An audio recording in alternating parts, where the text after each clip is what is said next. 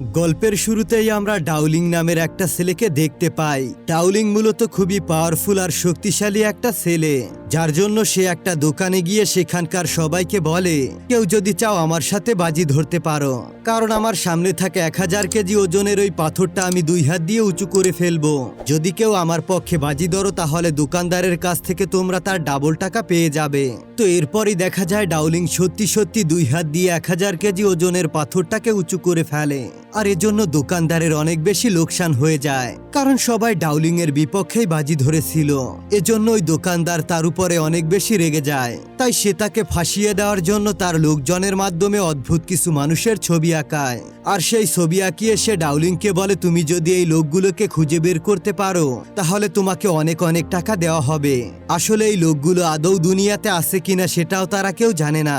মানে এই দোকানদার অদ্ভুত কিছু মানুষের উল্টাপাল্টা চেহারা এঁকে তাকে ধরিয়ে দিয়েছে।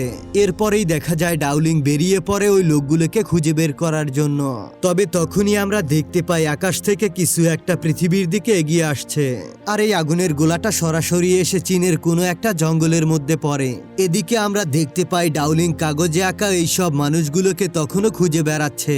সে গ্রামের সবাইকে ওই লোকগুলোর ছবি দেখায়, কিন্তু সেখানে থাকা কেউ এসব অদ্ভুত লোকদের সন্ধান দিতে পারে না। তখন সেখানে থাকা সাউবি নামের একটা মেয়ে তাকে বলে, এই ছবিগুলো নকল, এরকম চেহারার কেউ পৃথিবীতে নেই। তবে এরপরে ডাউলিং যখন পিছনের দিকে তাকায় তখন সে দেখতে পায় একটা লোক হুবহু ওই ছবির সাথে মিলে যাচ্ছে। লুকিয়ে লুকিয়ে ডাউলিং তাকে ফলো করতে শুরু করে। আর এদিকে দেখা যায় সাউবির কাছে একটা জাদুর মেশিন ছিল। হঠাৎ করেই সেই মেশিনটা নড়াচড়া করতে শুরু করে।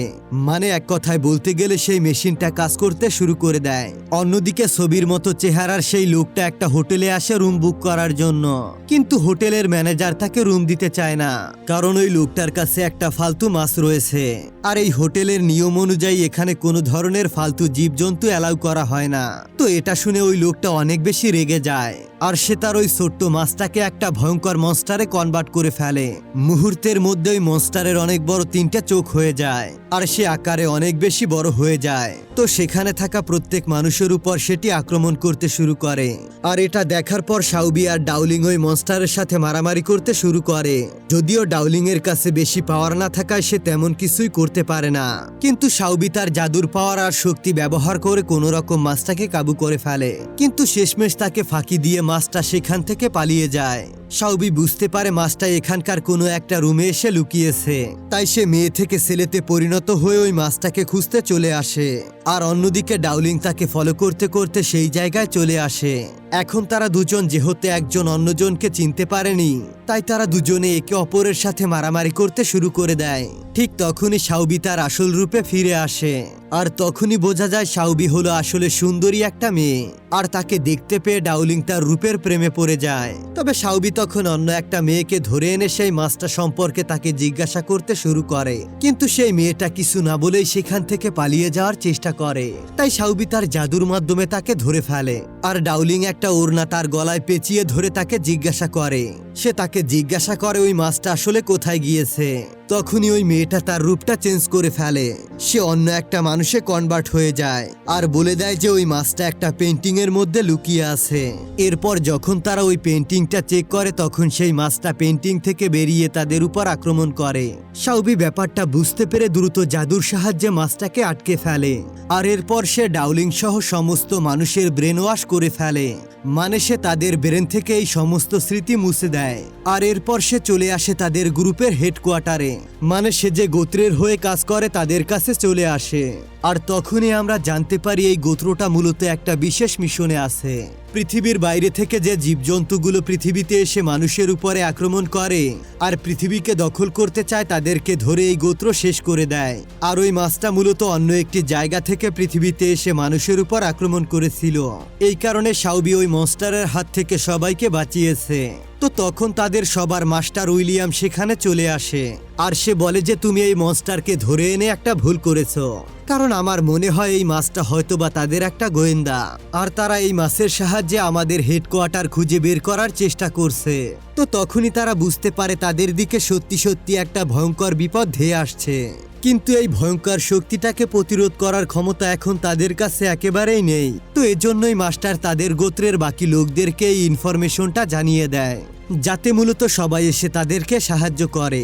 তো তারপরে যখন তারা সবাই একজোট হয় তখন মাস্টার তাদের সবাইকে বলে অন্য গ্রহ থেকে যারা এসে পৃথিবীতে রাজত্ব করতে চায় তাদেরকে মূলত আটকানোর জন্য একটাই মন্ত্র আছে, যে মন্ত্রটা ডুংজাং নামের একটা বৃত্তের মধ্যে বন্দী আছে। তবে এই বৃত্তটা ইউজ করা এতটাও সহজ না, ওটা ইউজ করতে হলে তাকে খুব ভয়ঙ্কর পাওয়ারফুল কোনো ব্যক্তি হতে হবে। তাই মাস্টার উইলিয়াম জুকি নামের একটা লোককে বলে যে এই ডুংজাংকে ইউজ করতে পারবে সেরকম উত্তরসূরি একজন মানুষ পৃথিবীতে আছে। তাই তোমাকে যে কোনো মূল্যেই তাকে খুঁজে বের করতে হবে, যাতে করে আমরা তার মাধ্যমে পৃথিবীকে বাঁচাতে পারি। তবে মাস্টার এই ব্যাপারটা নিয়ে একটু ভয় ছিল যে হয়তোবা সেই লোকগুলো তাদের আস্থানার কাছে চলে এসেছে আর এখন যে কোনো সময় তারা তাদের উপর আক্রমণ করবে। তাই সে দ্রুত বেরিয়ে পড়ে পাশের গ্রামের উদ্দেশ্যে, কারণ পাশের গ্রামে গিয়ে সে এক পূজারীর সাথে দেখা করে।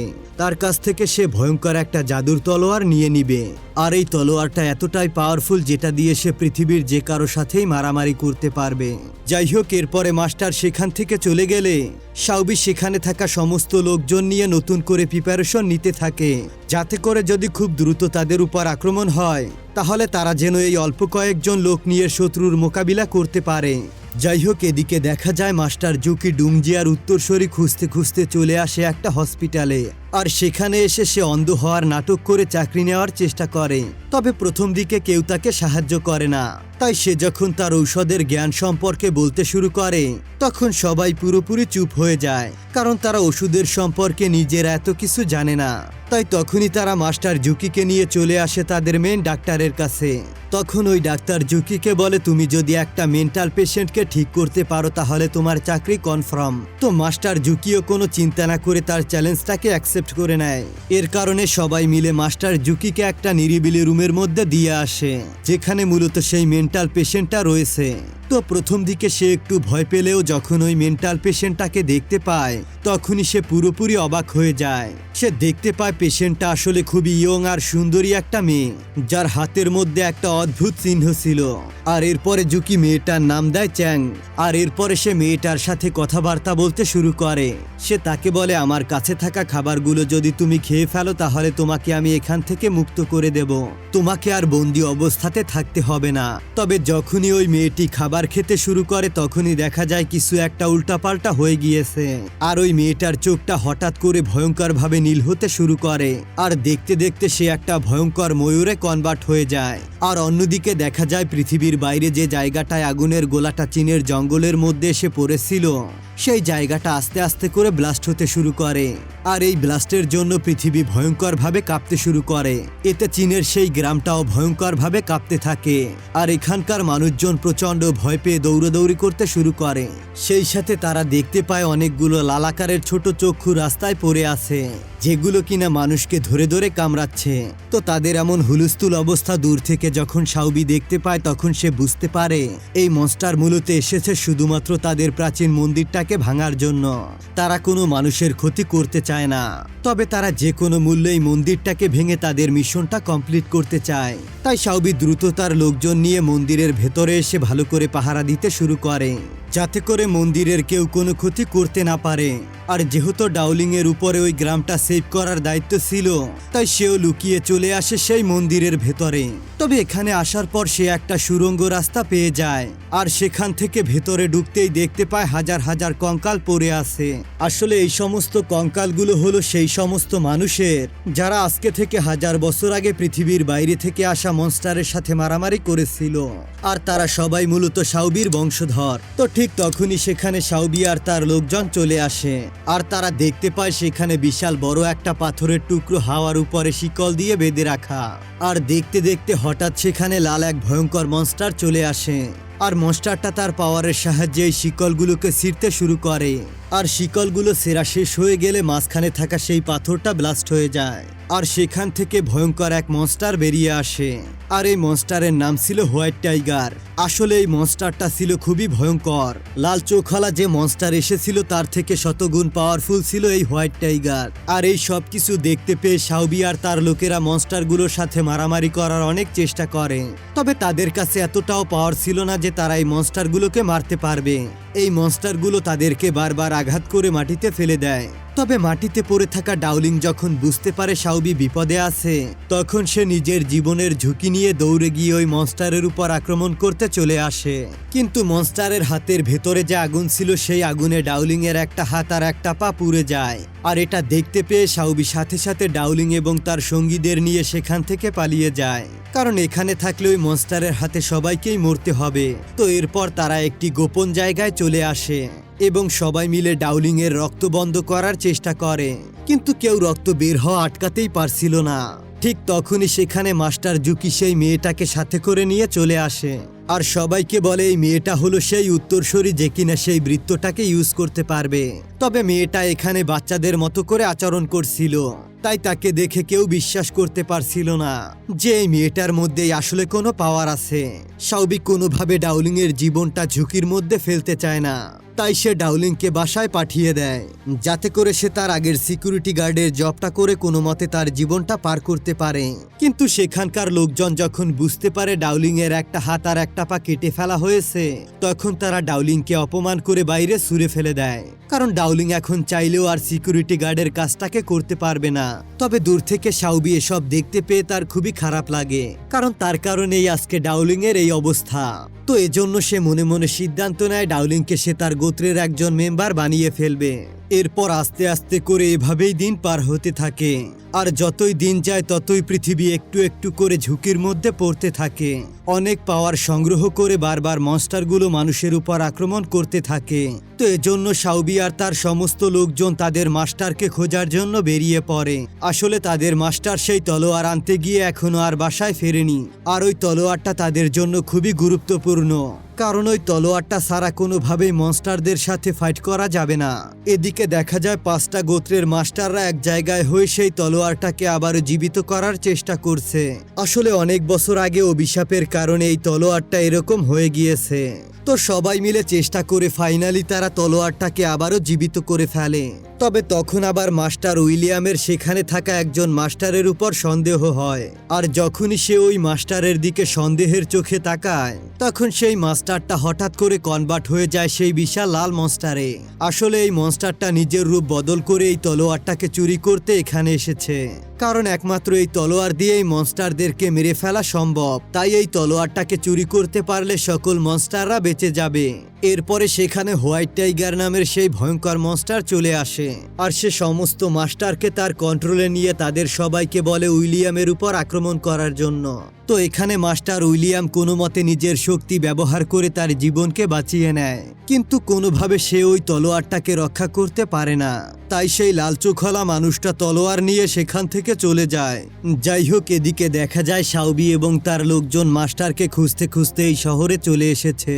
তো সেখানে আসার পরেই মাস্টার জুকি তাদেরকে একটা হোটেলে রুম বুক করে তাদেরকে সেখানে রেস্ট করতে বলে। তো এর একটু পরেই দেখা যায় রুমের মধ্যে চ্যাং নামের সেই মেয়েটা ডাউলিং এর হাত পা দেখার পর অনেক বেশি অবাক হয়ে যায়, আর ডাউলিং এর উপর তার অনেক বেশি মায়া হতে থাকে।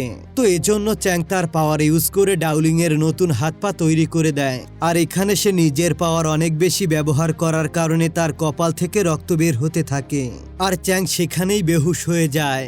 এদিকে হোয়াইট টাইগার নামের মনস্টার যেসব মাস্টারদের নিজের কন্ট্রোলে নিয়েছিল তাদেরকে সে বলে দিয়েছিল শাওবিদের উপর আক্রমণ করার জন্য, তারা তাদেরকে খুঁজে খুব শীঘ্রই আক্রমণ করতে চলেছে। যাই হোক, এরপরে দেখা যায় তাদের মধ্যে ভয়ঙ্কর একটা মারামারি শুরু হয়। তবে যেহেতু মাস্টার হোয়াইট টাইগারের পাওয়ার পেয়ে গিয়েছে, এজন্য শাওবিরা তাদের সাথে পেরে উঠছিল না। আর তখনই তাদের মধ্যে একজন মাস্টার উইলিয়ামের বেশ ধরে মাস্টার জুকির উপর আক্রমণ করে, আর এরপরে যখন সে শাওবিকে মারতেই যাবে, ঠিক তখনই সেখানে আসল মাস্টার উইলিয়াম চলে আসে, আর অবশেষে কোনো মতে শাওবিকে ওই মাস্টারের হাত থেকে বাঁচিয়ে নেয়। তবে এখনো তারা বিপদমুক্ত হয়নি। অন্য একটা মাস্টার জাদুর সাহায্যে পানি দিয়ে ভয়ঙ্কর একটা জাদু বানায়, আর ওই জাদু দিয়ে সে সবাইকে মারার চেষ্টা করে। আর ওই জাদুটা এতটাই শক্তিশালী ছিল যে সমস্ত যোদ্ধাদেরকে পেঁচিয়ে ধরে এবং তাদের হাড্ডি মাংস একেবারেই গুঁড়ো গুঁড়ো করে ফেলে। চোখের সামনে এই সব কিছু দেখতে পেয়ে চ্যাং এসব একেবারেই সহ্য করতে পারছিল না। তো এজন্য তার মধ্যে যে পাওয়ার ছিল সে ওই পাওয়ারের সাহায্যে একটা লাঠিকে কন্ট্রোলে নিয়ে এসে ওই মাস্টারকে তৎক্ষণাৎই মেরে ফেলে। তো এজন্য ওই মাস্টারের জাদু কেটে গেলে সবাই আবারও নিচে পড়ে যায়। তবে চ্যাং এখানে শান্ত হয় না। সে তার ভেতরে থাকা সমস্ত শক্তি দিয়ে ওখানে পড়ে থাকা সব যোদ্ধাদেরকে আবারও সারিয়ে তোলে, যাতে করে তারা আবারও মারামারি করতে পারে। তবে চ্যাংকে মাটিতে পড়ে থাকতে দেখে মাস্টার দৌড়ে তার কাছে চলে আসে। আসলে যেহেতু চ্যাং তার সমস্ত পাওয়ার ব্যবহার করে ফেলেছে, এজন্য সে ওখানে প্রায় মরতেই বসেছে। তাই এখন তার শরীরের রংটা আস্তে আস্তে কালো হয়ে যাচ্ছে। তো এসব দেখার পরেই মাস্টার তার ব্রেনের সাহায্যে তার পূর্বপুরুষের সাথে যোগাযোগ করার চেষ্টা করে। তো সেখানে পূর্বপুরুষেরা তাকে বলে যে কোনো মূল্যেই সেই ডুংজিয়াং এর পাওয়ার চ্যাংয়ের শরীরে দিতে হবে, অন্যথায় কোনোভাবেই তারা ওই মনস্টারকে হারাতে পারবে না। তো এরপরে মাস্টার বুঝে যায় মূলত চ্যাংই ছিল যে ডুংজিয়াং এর আসল উত্তরসূরি। আর এছাড়া যখন চ্যাং তার সর্বোচ্চ পাওয়ার দিয়ে এখানকার সবাইকে বাঁচিয়ে চলেছে, তখন তার ভেতরে থাকা পাওয়ার একটু একটু করে সবার ভেতরে চলে গিয়েছে। তার মানে এখানে যতগুলো যোদ্ধা আছে সবার মধ্যে ডুংজিয়াং এর পাওয়ার রয়েছে। তো এজন্য সবাই বুঝতে পারে তারা একসাথে মিলে যুদ্ধ করলে ওই মনস্টারকে হারাতে পারবে। তাই এবার তারা সবাই মিলে ওই মনস্টারকে খুঁজতে শুরু করে। আর খুব দ্রুতই তারা রেড আই এবং হোয়াইট টাইগারকে খুঁজে পায়। এখানে তাদের সবার মধ্যে ভয়ঙ্কর রকমের মারামারি শুরু হয়। তবে এবার আর মারামারিটা আগের মতো একতরফা হয় না, মানে একজন আর একজনকে এখানে ভয়ঙ্কর ভাবে মারছিল। এতে মনস্টাররাও ভালোভাবে বুঝতে পারে যে যোদ্ধাদের মধ্যেও ভয়ঙ্কর কিছু পাওয়ার চলে এসেছে, আর তারা কোনোভাবেই এখন তাদের সঙ্গে পারবে না। এই কারণে মনস্টাররা সিদ্ধান্ত নেয় তারা ওই ভয়ঙ্কর তলোয়ারটা ব্যবহার করে যুদ্ধ করবে। তবে যখনই তারা তলোয়ারটি অ্যাক্টিভ করে তখনই পুরো পৃথিবী যেন থমকে যায়। এজন্য যে সকল যোদ্ধারা আকাশে ছিল তারা সবাই শূন্যে আটকে যায়। এরপরে এই তলোয়ার থেকে অনেকগুলো আগুনের টুকরো বের হয়ে সব যোদ্ধাদের দিকে যেতে শুরু করে। তবে এই আগুনের টুকরোগুলো যোদ্ধাদের বডি স্পর্শ করার আগেই কবরের মধ্যে থাকা চ্যাংয়ের শরীরের মধ্যে অলৌকিকভাবে সেই পাওয়ার চলে আসে।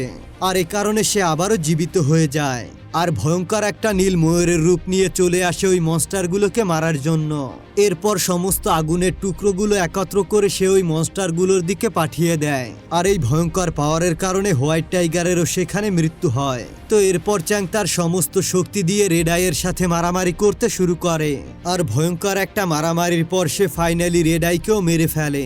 আর এভাবেই ফাইনালি তারা সবাই মিলে ওই ভয়ঙ্কর সব মনস্টারের হাত থেকে পুরো দুনিয়াটাকে বাঁচিয়ে ফেলে।